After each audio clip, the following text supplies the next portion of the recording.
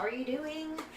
I'm Sherry Shish of Powered by Quilting, and this is month 5 of the Wish block of the month, which is this quilt right here. It's a massive 72 by 84 inch quilt. It is a great skill builder for those of you that are newer to quilting.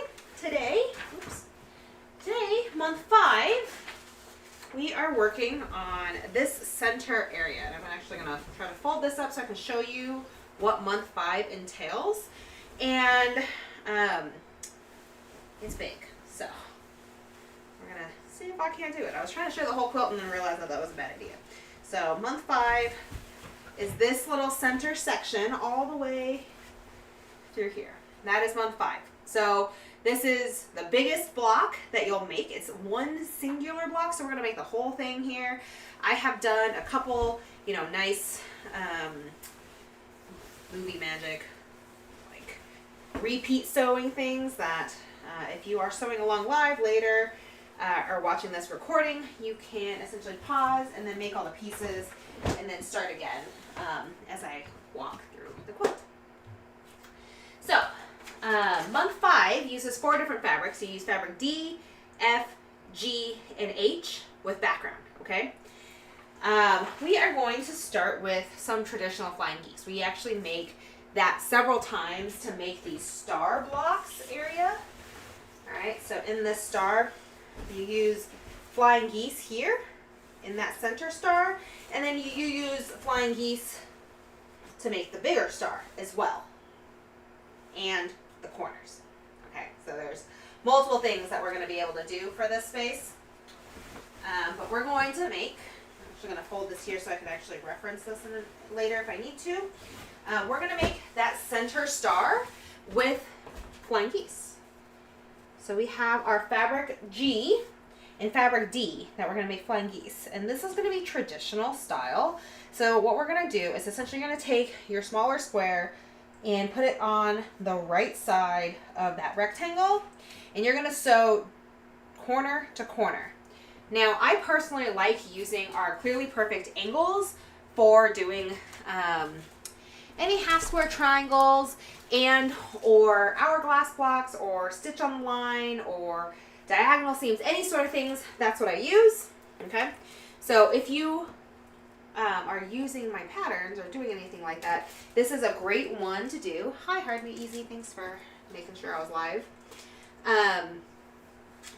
You can use these, or the second option is that you are going to draw a diagonal line corner to corner and sew directly on that line. Before we actually get sewing, there's 2 other things that you're probably going to want for this quilt. You will most likely want a trimmer A2 or trimmer A for this quilt. Both of them will work. I typically like using the A2 for when we get to some of the larger sizes, just to keep my hands away from that. And then Clearly Perfect angles as always. So these are kind of just the normal tools that I would recommend. You don't need them, but they're handy. So for this flying geese, what I'm going to do is I'm going to use the Clearly Perfect angles, and then I'm going to demo the bigger flying geese. In that one, I will use lines, because once you get to squares that are larger than the bed of your machine, drawing the lines will give you more accurate results. Okay? So first, we're going to do that on this side. Okay? So I'm going to sew corner to corner. So what that looks like is I'm aligning my rectangle with my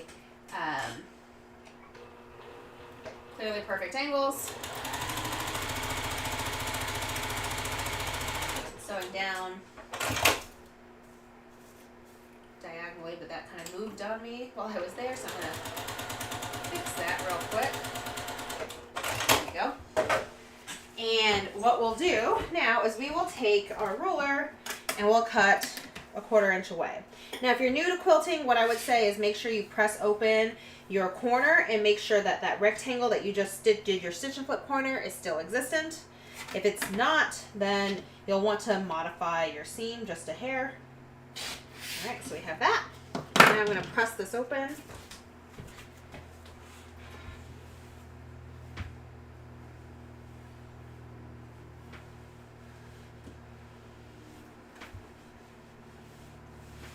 Like so. And what we're going to do now is we're going to take the other square and put it on the other side and sew it corner to corner.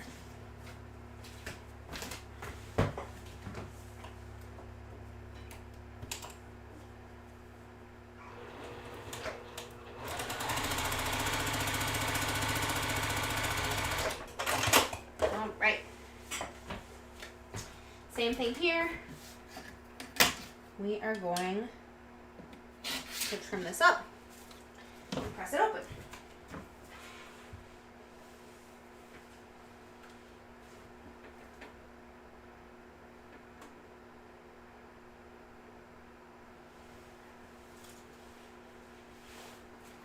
Alright, so if you happen to have any wonky things here, which I probably should have measured that beforehand, you can take your ruler and trim up anything that kind of went a little skedaddle. And it should be the same size as what you had your rectangle. Any of your stitch and flip corners should be identical. Okay, so you're going to make 4 of these guys. All right, and the way I have you do this, I'm going to make all of your pieces first. And then make the block assembly last, right? So we make these, you need 4 of them. Just so you know, I made 4 of them already. So ta-da, there's 4. And then we're gonna make one of the larger flying geese with fabric H and fabric G. Yes, H and G. So in this case, because these are so large, what we're going to do is we're actually going to draw a diagonal from corner to corner and then sew on that line. Because if I use this square on my bed, you're not going to be able to see the end of the square to align it to your clearly perfect angles, and that makes it a little hard to make sure your lines are straight. So anything that gets too big or larger than my machine bed, I usually always mark. But it does help quite a bit when you have lots of things to mark. So, short edges, we're going to make a flying geese. We're going to line our square with our rectangle. And then now I'm going to sew down this line that I just marked.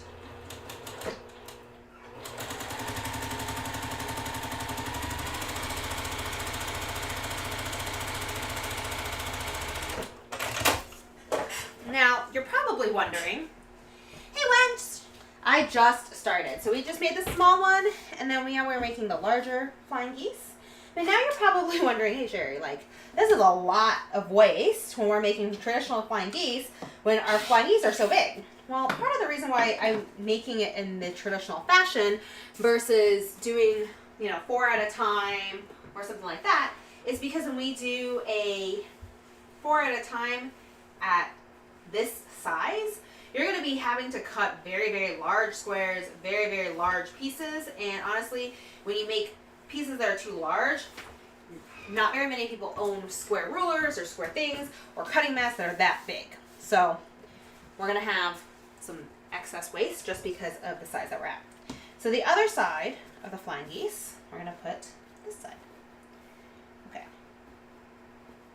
Now you have lots of these large ones to make. You have them with fabric H and fabric G, and then you have them with fabric H and background. So, oops, forgot to mention, sometimes you want to start the other way. If you saw what I just did there, sometimes your machine will not like that edge, and it will just kind of get sucked down in your machine. I was hoping I wouldn't have to do that today, but okay. I have a larger hole on my needle plate for bag making, so sometimes it happens more often than not. So I typically need to remember that I need to come in where there's not a point going into the machine. So trim that up. I have 4 of them that I need to make with H and G, right, to make the little star on the inside. And then I have 8. So I have 4 of these. Ta-da! We had 4 of these that we just made. Here's my magic 4, ta-da!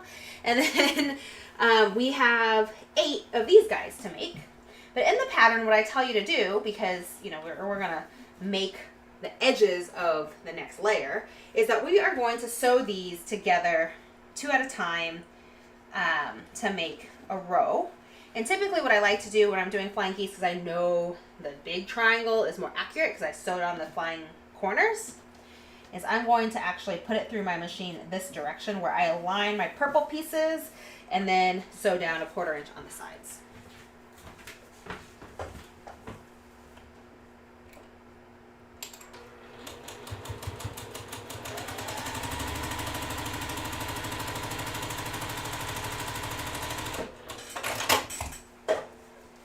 All right, and in this case,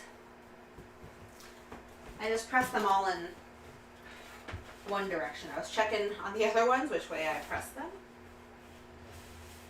So if you're sewing along with me after the fact, this would be a good time to pause and sew all of your flying geese, because we are now done sewing all of our flying geese. So ta-da!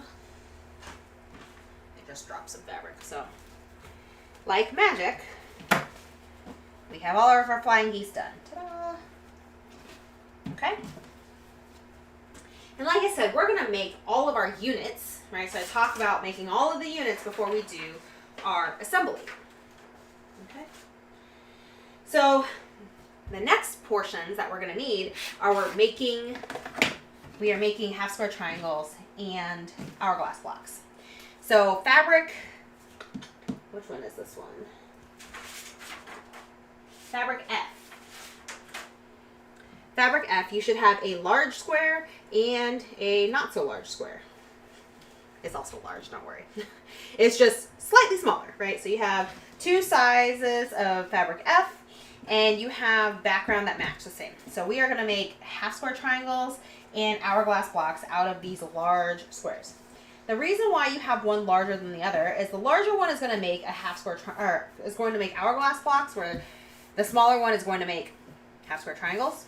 Just because there's more seams in here, it kind of shrinks the fabric a little bit more with the seam allowances. So just know that these 2 will all trim to the same number or the same size.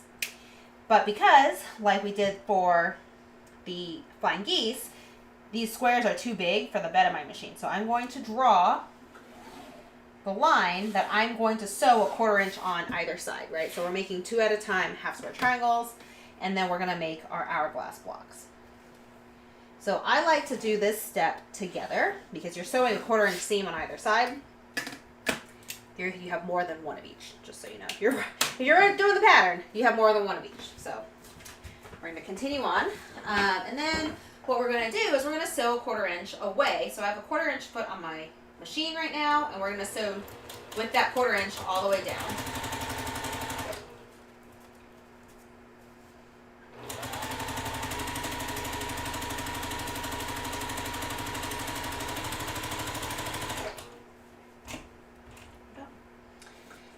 I need to exchange my clearly perfect angles. I have a tear and it's kind of catching right now. That's kind of why you can see that, but I'll do that on the other one as well.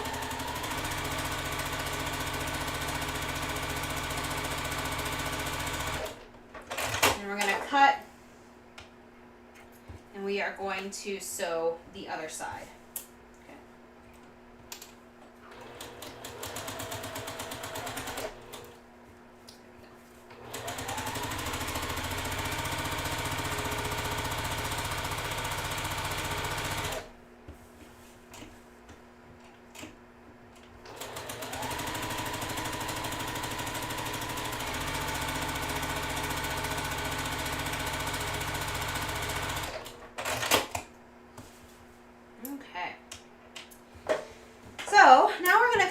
To trimming the half square triangles. The hourglass blocks, we do not trim at this phase. We don't trim it until we actually have made the hourglass block. What we're going to just do now is cut them apart. And for the hourglass block, which is bigger, we're going to take this and put it on the ironing board, because we already know those just need to get ironed. For half square triangles, I typically like to trim mine first before they get ironed. So again, if you have a clearly perfect or clearly slotted trimmers, you need A2 or A. A is going to be trimming to the largest size, and so I like using A2 just because it gives me my hand a little bit more places to be away from the blade. But your clearly slotted trimmers trim your extra and your dog ears. So now when I go and press this half square triangle open, I don't need to trim it, okay?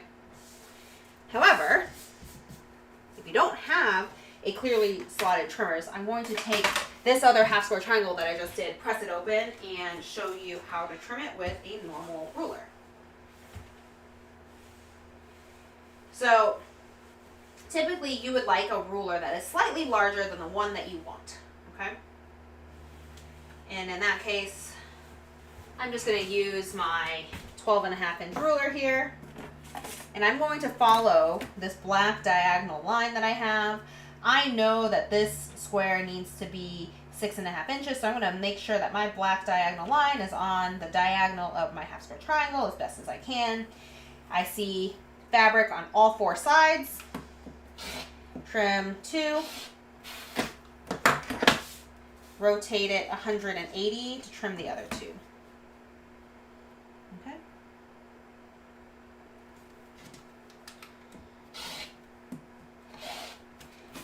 So that is how I have my half square triangles. So that's one that I just trimmed with my ruler there. Here is another one. I'm going to iron this one open that I trimmed with the clearly slotted trimmers. Okay. Ta-da, like so. And then now, for the hourglass blocks, I'm going to press these open. But again, we didn't trim these hourglass blocks, so we still have more sewing that we need to do.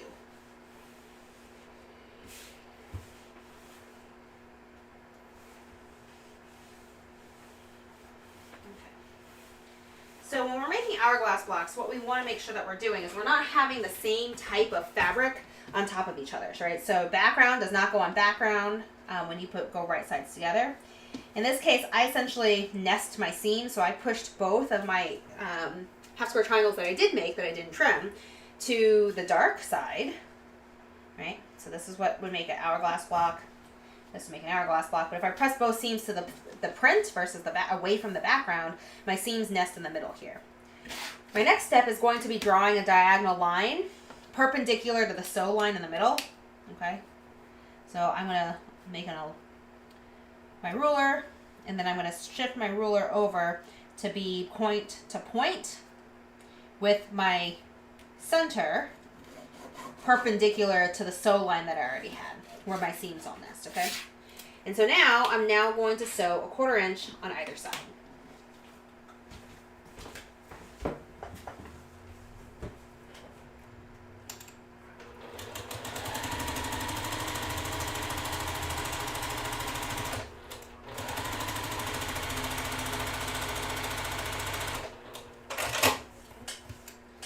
And then now for the other side.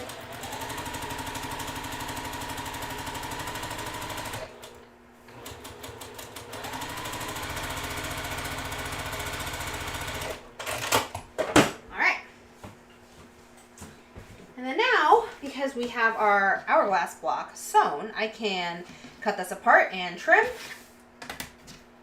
And for this, same thing like I did before. If you're going to use your A2 to trim, you're going to align your stitch line with the stitch line, and then the center line with the perpendicular stitch line that you did previously. And then you can trim. And if you don't have the clearly slotted trimmers, what we will do instead is we're going to press it open and then very similarly use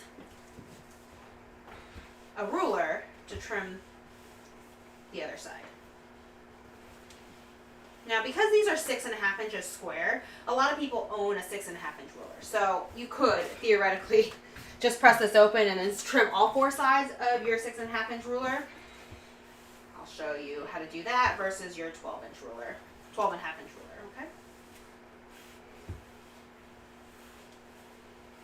So as I press this open, we need to trim this to size. So if you have a 6.5-inch square ruler like this, you can essentially align the center with the center and align your diagonal with one of the diagonals and trim all 4 sides. That's one option. The other option is you can take a larger ruler, again like I did before, align your seam all the way down, and then know that your 6.5 on both sides needs to hit your diagonal, because that's where your corners of your block are going to be. So in that case, 6.5 is where that fabric changes, 6.5 is where that fabric changes, the diagonal's on the diagonal. Trim like so, rotate 90 degrees, and then trim the other 2 sides. Like so. All right. Both ways to trim it. I just find using the Clearly Plus slotted trimmers a little faster because I have so many things I need to trim a lot of the times. All right, so this next step, after you've made all your pieces, before we actually do the center, this portion of the block, this is the center, we have a little bit of this border to do, right here, this border. And there's 2 of them, both on either side of that like X marks the spot center on the quilt. And that is going to be 2 half square triangles, so we made 2, and 4 of these hourglass blocks. So I have a couple extra hourglass blocks. And what we're going to do is we are going to sew like this, where we have our hourglass block, or half square triangle, hourglass block, and they're all in the same direction to make these little diamond shapes, and a half square triangle at the end. I don't know if you can see that because it kind of goes off the screen, but you get the gist. In this case, what I will do, since you are making both of them, I made another one separate, so I'm going to show you kind of like how I do this, is I'm going to go and add this one to here, open it up, and keep adding. And then at the very end, I will go and press my seams. So in that case, we're going to go like so, stack up all of our things, and rotate to start sewing these together.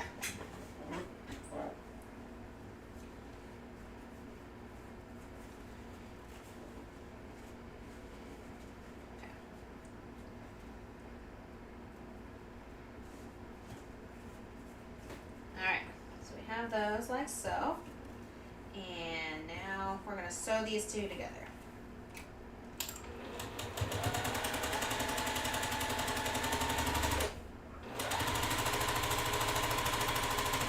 When I get to the end, I'm going to cut thread, open it up, and I'm going to add the next block. Okay? Again, print goes on print because we're going to make a really cute little diamond shape in this print.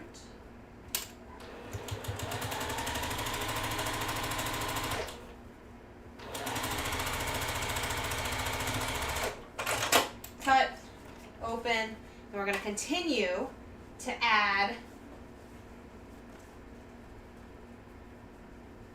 hourglass blocks until we have 4 of them in a row.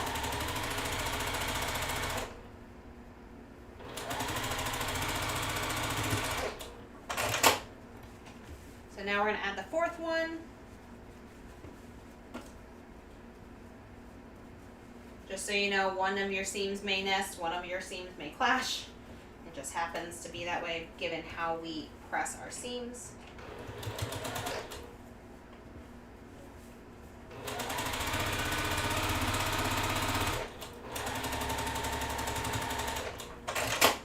And then at the last one, we are going to be adding our half square triangle. So add our half square triangle to the end.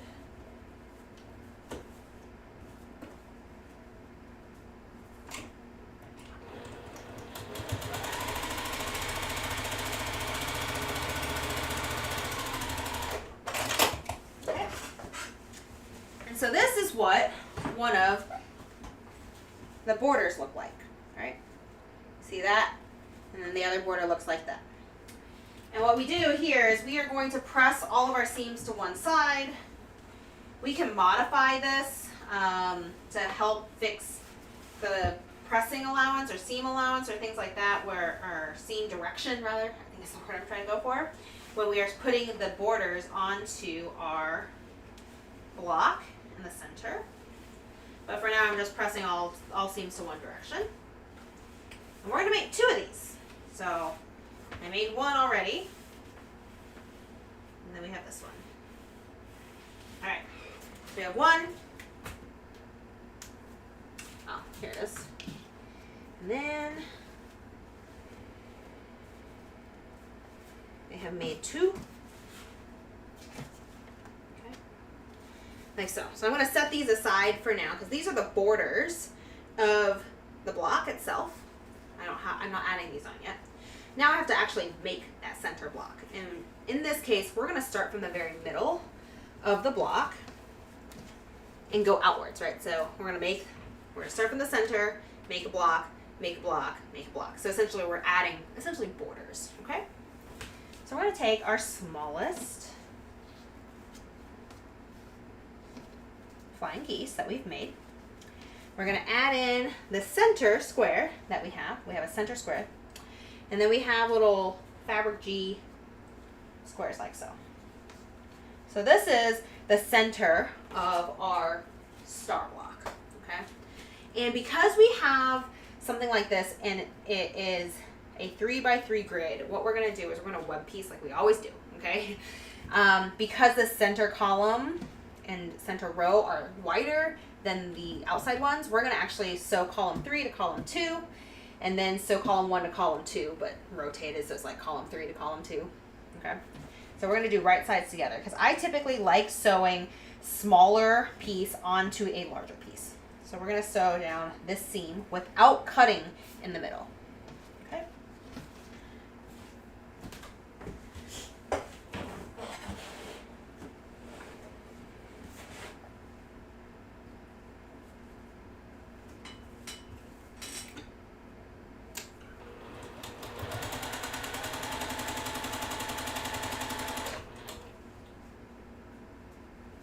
If you haven't made all of your hourglass blocks or flying geese or half square triangles, I would pause the video and go make all your pieces.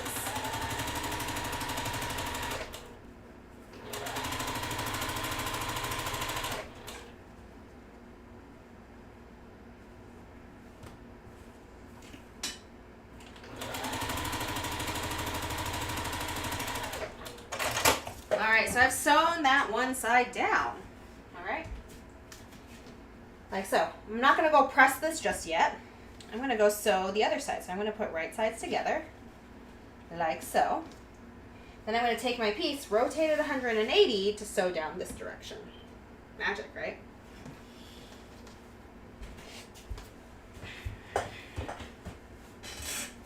And I'm not going to unstitch any of my seams because I want that chain piecing thread in between all the rows, so I don't lose track of the direction my row is supposed to go.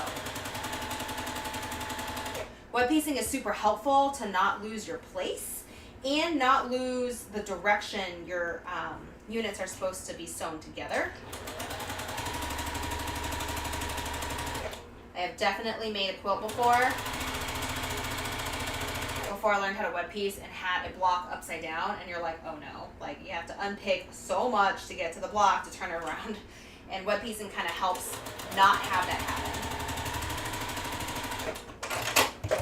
All right, so now we have that sewn like so, right? And I'm going to press my seams towards the solid units, so towards the corners, squares, and towards that center square. And what that means is when I now sew the rows together, my seams will nest.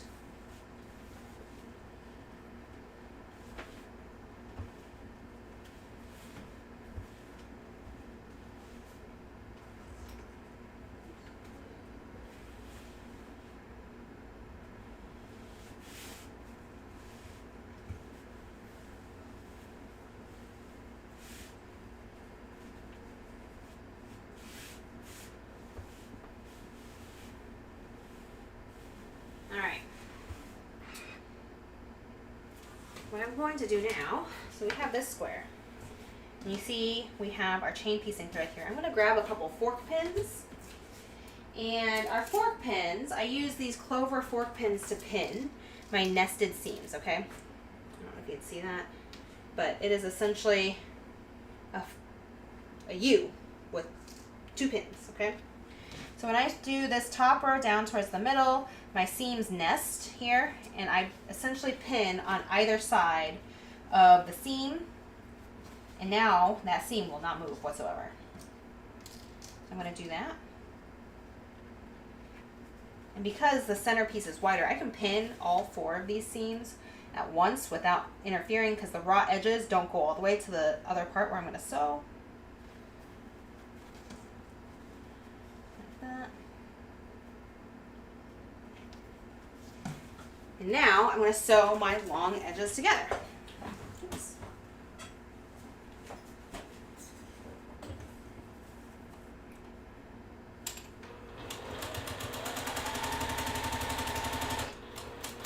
I slow down when I come to the seam and the pin so I don't crash into it, but I do sew over those pins. They are small enough or thin enough to sew over as long as you don't hit it going 1,000 miles an hour.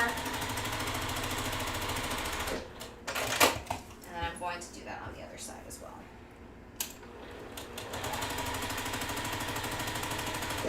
Once I approach the pin, I slow down. If I do hit a pin, because they're so thin, they do kind of slide over and keep going. But if you hit the pin going super fast, it will just break the pin, break your needle, and potentially throw your machine out of time. So I just slow down. All right.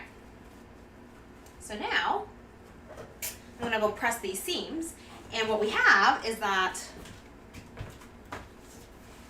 center block completed. So our first center.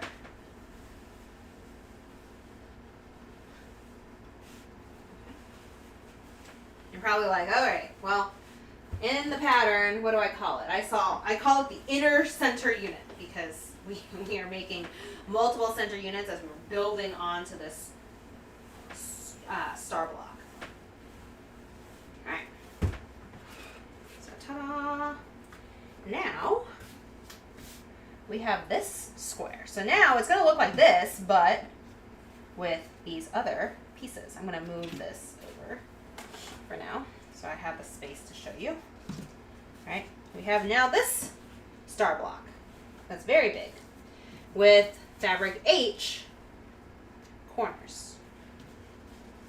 Do you see how this is just an echo of what we had before? So we're going to do it exactly the same way, where we're going to sew this column into here and then sew this one back to where we sewed. Exactly the same construction as the center square is how we're going to make this larger square. Okay? Like so. All right.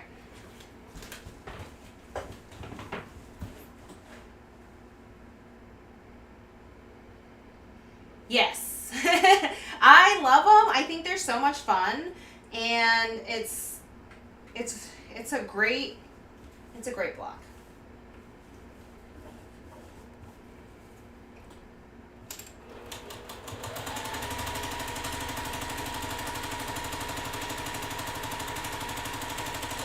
So I told you the story on Twitch earlier about me learning how to quilt and stuff like that.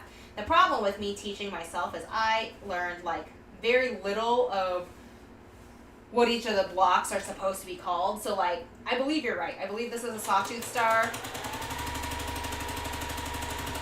But because I was generally self-taught, I tend to not know the proper names for things. It's rather comical sometimes. But I think you're right. Oh, fun! All right.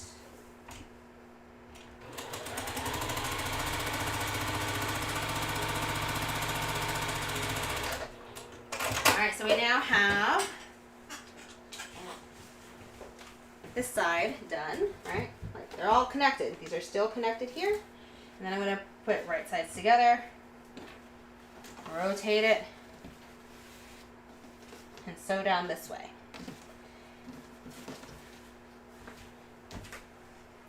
It gets larger and larger, and this gets a little bit harder, right? Because to show on the camera, because the block ends up being like 36 by 48 when it's done, right? So the center square before the borders end up being 36 inches square, which honestly is sometimes classified as a baby quilt. You're welcome. Month 5, baby quilt, done. Check.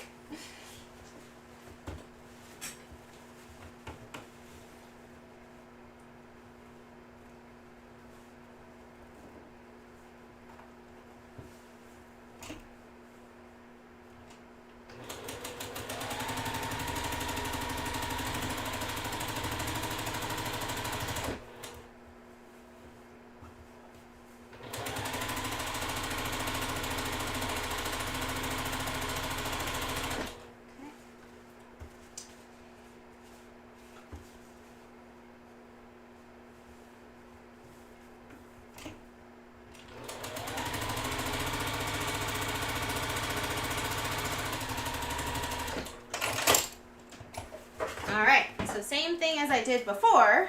I'm going to go ahead and iron out my pieces. I'm actually going to move this quilt a little bit so I get a little bit more of my ironing board, because this block is getting large.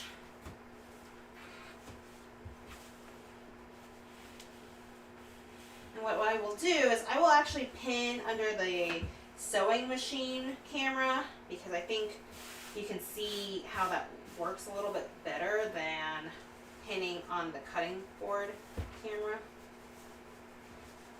It's a little farther away, so I'll do that.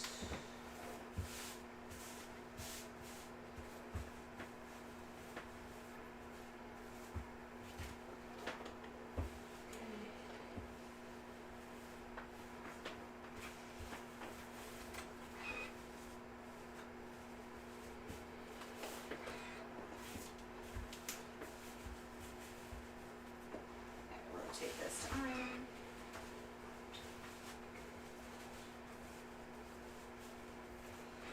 So if you're watching this thinking, hey, I thought we were doing love letter today. Love letter will be coming right up after we finish month 5 of Wish. This is what I get for running 2 block months at once, but and having one day for YouTube. Depending on the time it takes to finish this block, that will determine the time that we start love letter. Okay, so we have our, what do I call it? Middle center unit. This is her middle center unit. It's not quite our center unit yet. We're gonna go ahead and fold the long rows over, and we're gonna pin as well. Alright, so it says, question for you, when you have a quilt like this one that has light and dark colors, do you just use white thread or try to color match? So fun fact, I piece with white thread regardless. I am a white thread piecer, and I use Orfill. I may or may not, if my entire quilt was dark, I probably would switch to a darker thread, but typically my background is always white, and so I usually just use white thread. Because honestly, if you have the correct tension, you will never see your piecing thread in your quilt. You will see the thread if you use a dark color on as your thread when you can see it through your fabric, right? So like if you're pressing seams and seeing thread through your fabric itself, that's the only time that you'll see it. But if you can tell, I'm nesting my seams and I'm going to pin on either side like so.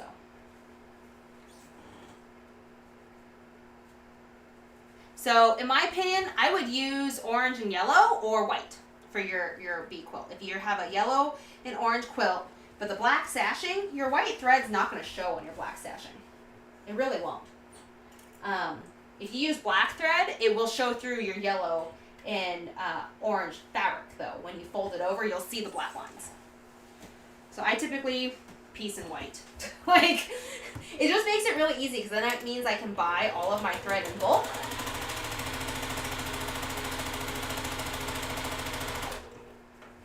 Now, if you were quilting, and the quilting thread, right, like, is what's shown visibly, because that's not inside and folded between fabric layers, that I would try to match your quilt top a little bit more.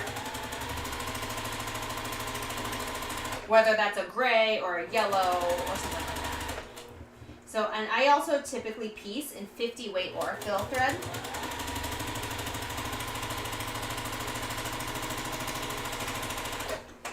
Anything thicker than that makes it a little bit too much. It takes up too much of the seam allowance. It takes up a lot of the fabric to fold over and iron over.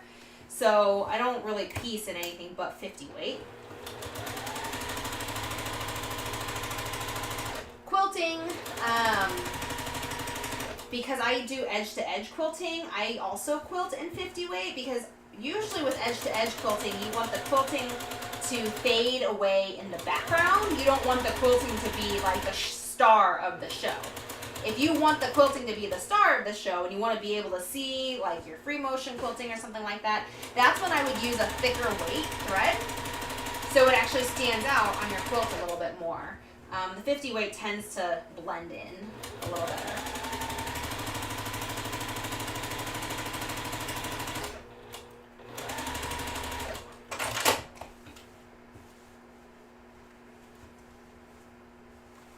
All right. So now that we've sewn both of those, we're gonna iron our seams. You're like, okay, cool. You just showed me that. Now what? We're going to go ahead and take it to our ironing board and iron our rows open.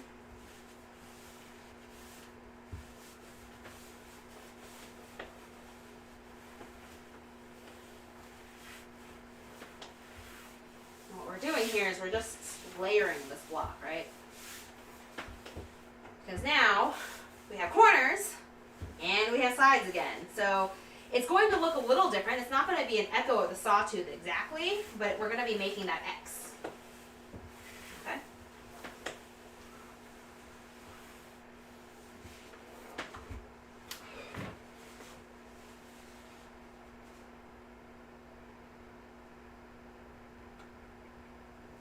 There's something wrong. What just happened here?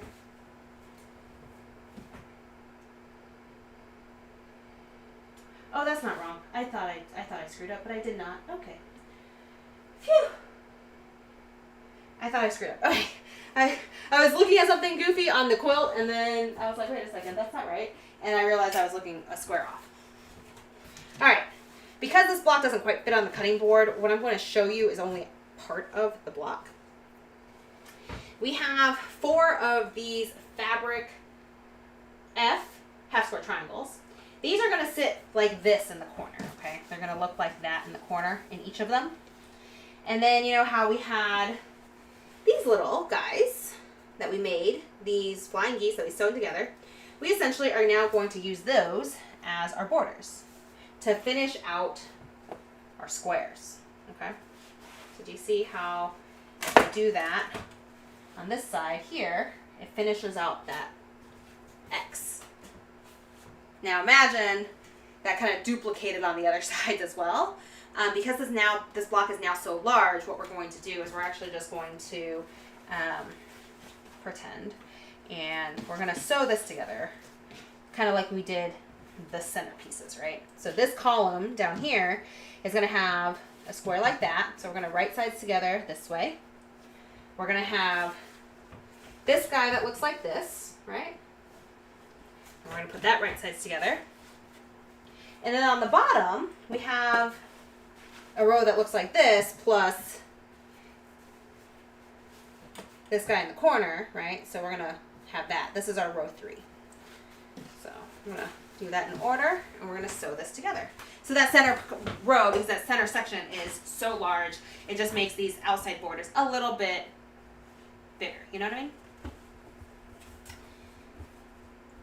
So I used to sew with Gutermann as well. I actually think Gutermann thread is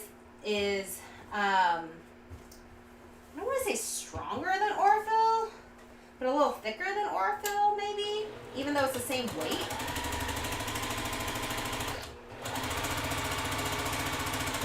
Full disclosure, I was an Orifil artisan for several years. I love Orifil thread. It's really what I piece in.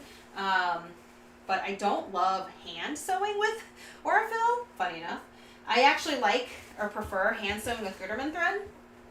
Don't ask me why. I don't know. It's just what I do. It's weird. But it is what it is.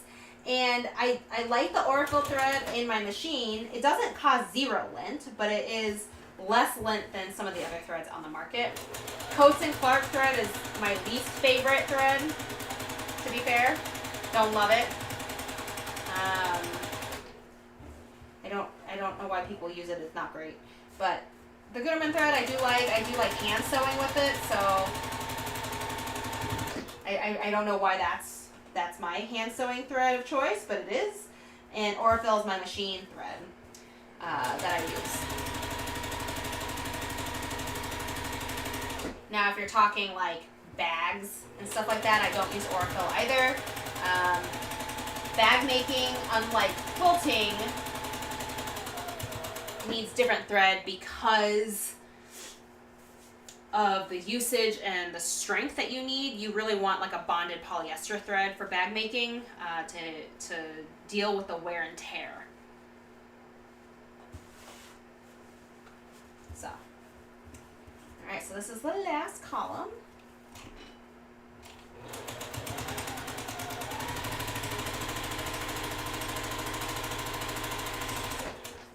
So typically, I would like move this back and I would show you, but right now it's not easy for me to do that. So what I'm going to do is I'm just going to take the other two half square triangles and the two and sew them on the other side, just because I don't have a cutting mat table large enough to show you what this looks like, but you kind of get the gist, right? So we're essentially just sewing exactly what we did on the other side of the center and pieces that we just added. So.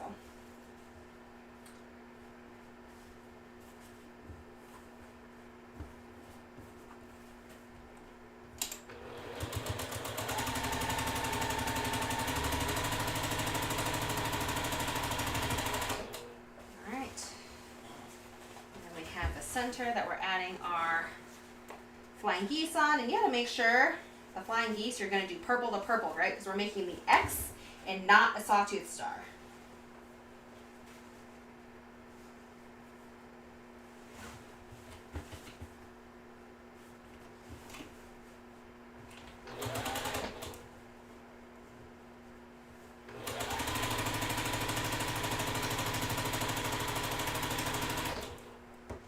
I would say if you are not used to sewing without pins, or you know that you pull or push your fabric as it goes through the machine, make sure you're pinning the end of, at least the end and maybe the middle of your pieces together, so you don't end up with wonky pieces. So I typically like to align the ends for something this big if I'm not pinning, just to make sure that I end my pieces in the same spot. Okay.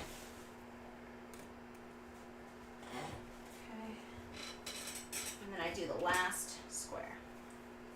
And we could have done this square a little bit smaller, right? But I thought this was a really good wish on a star kind of capture for this book.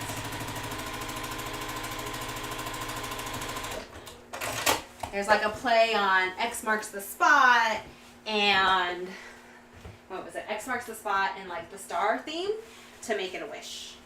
So here's kind of what we have so far for that center unit. And we are going to now press these.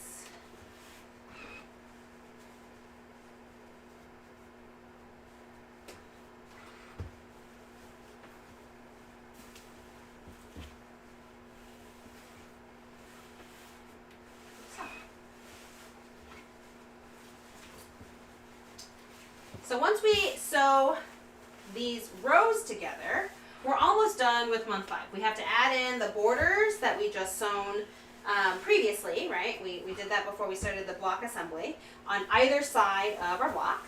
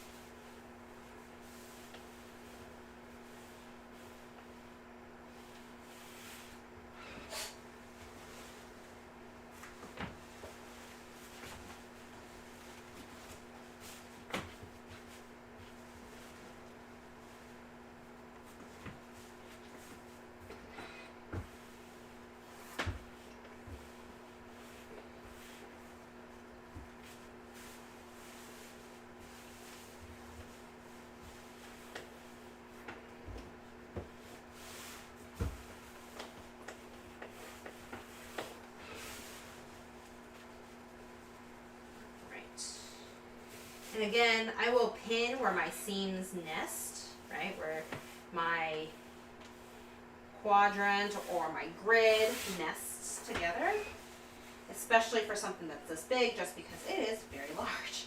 And it's one of those things that I think would be very good and very handy for us to make sure that we keep. All right, so now we have our block. We're going to fold this down right sides together, and we're going to pin where our chain piecing is, because those are the only times that our seams nest. So again, pinning, you essentially nest your seams here where they are supposed to intersect, like so. You nest them, and then you use your fork pin to pin on either side of that seam. Ta-da! And I'll do that for the other side. I'm only going to pin one side at a time for this one. For the other ones, I pinned both sides and then sewed both sides, but this is now getting a little bit large and a little bit unwieldy, and I think I don't really want to mess with it, so I'm going to sew one side and then pin and sew the other side.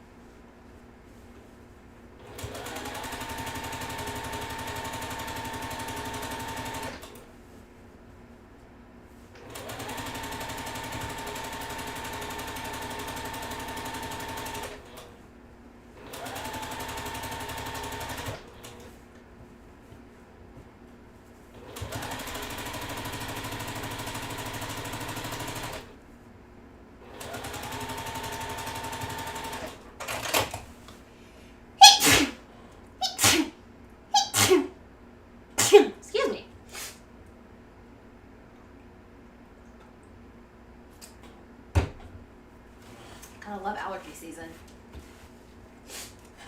All right, I'm going to pin the other side before I go to my iron to press open this row.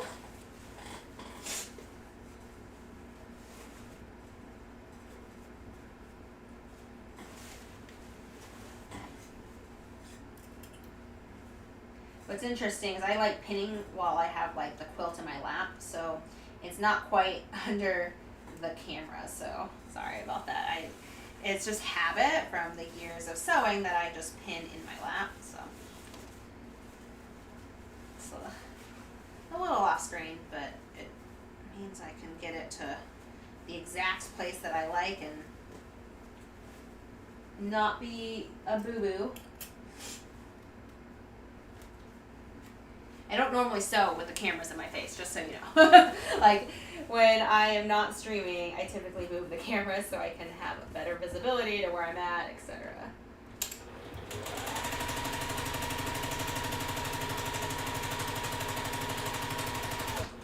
Okay, so again, I slow down.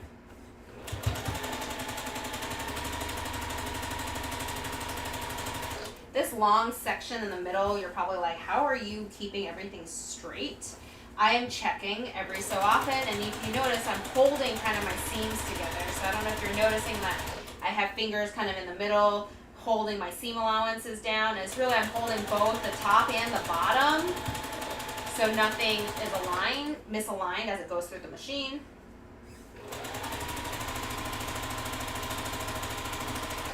But I'm just trying to make sure nothing shifts on me as I'm sewing.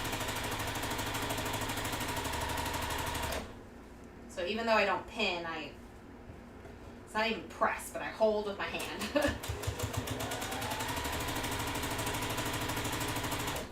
Like I'm holding the end of the fabric together. That's what I end up doing. All right, so now time to iron this. And we are almost done with month 5, because once we have this ironed, we are then able to add the borders to either side of the block.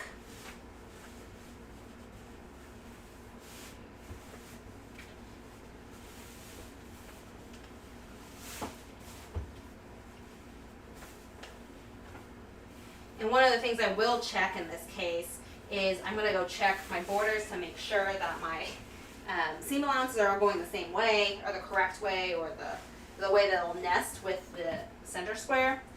That's kind of why I said when you're pressing your borders, just press it in one direction for now. You can always modify it after, because it's just one seam. Whereas in a block like this, it's harder to modify your seam allowances if you want them to go the other way, just because there are other clashes that happen. So because the border is just one block, it's easier to shift your seam allowances that way. All right, so voila, this is now your center unit. Okay, and your center unit will have, I'm gonna have this on the side here, will have a border on either side. Okay, so your border looks like that. Okay. Makes sense?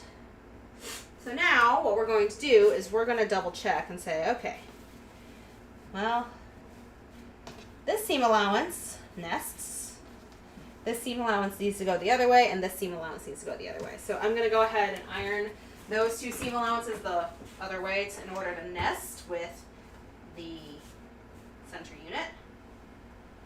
And since it's only like one seam, it's all the way across. This is the easier one to fix than to fix that center block. Okay. Just wanna make sure on this side. Make sure on this side. Okay. And then once we have that, I'm going to go ahead and get a couple pins, and we're going to pin this border together. And typically I start from the back. Don't ask me why, because I literally don't know, but I have been starting to pin from the back ever since I started quilting. Maybe it's because I really want to make sure that my strip or whatever ends correctly at the end, but I've always pinned it from the end. Okay.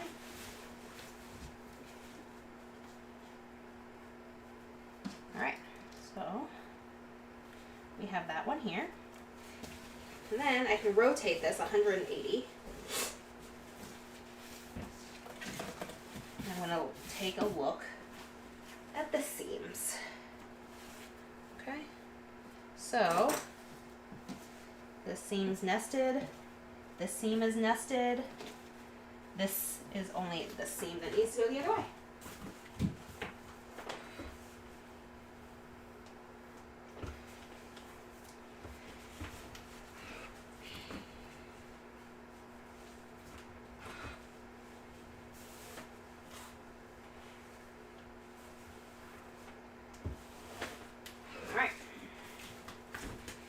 we have that, I need to grab 2 more pins because I only have 1 over there.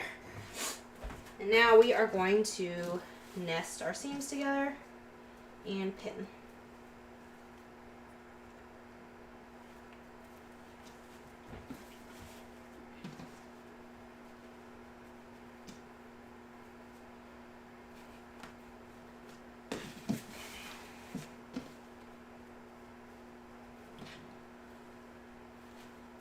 Alright, now we're going to sew these last 2 seams, press, and month 5 is complete.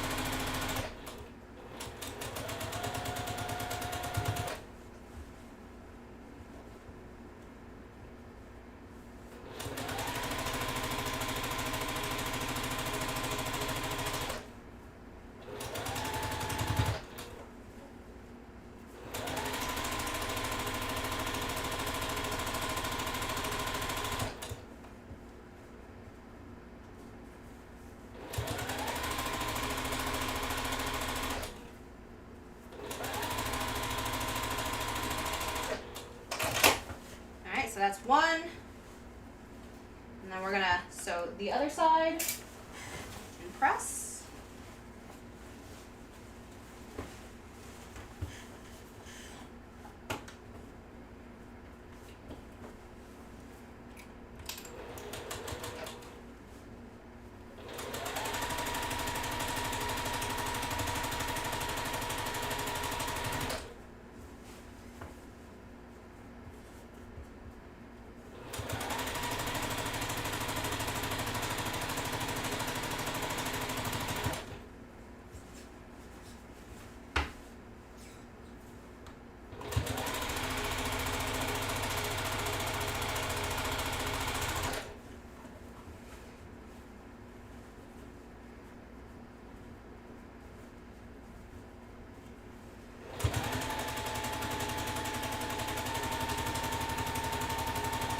May look like I'm really off, but I would like my flying geese to match the diamond here, and somehow that diamond got really far off. So we're going to do a little finagling here to make it work, make it fit.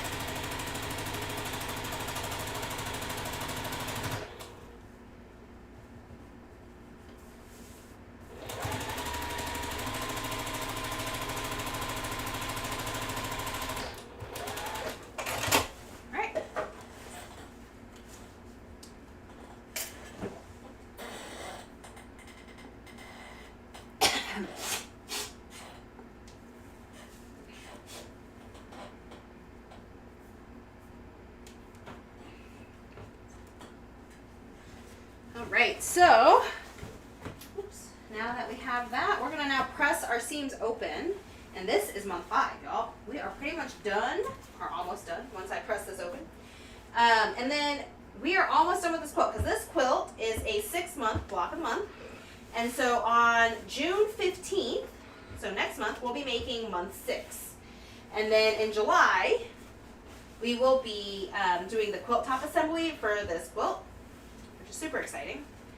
If you've been watching my Twitch streams earlier this month, I've been very, very much so catching up on making sure that I had all of my previous month's blocks done.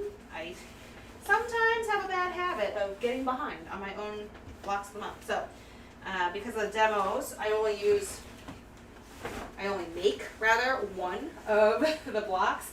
I sometimes don't finish the other ones that I need to do. So I've been catching up on those on my Twitch stream.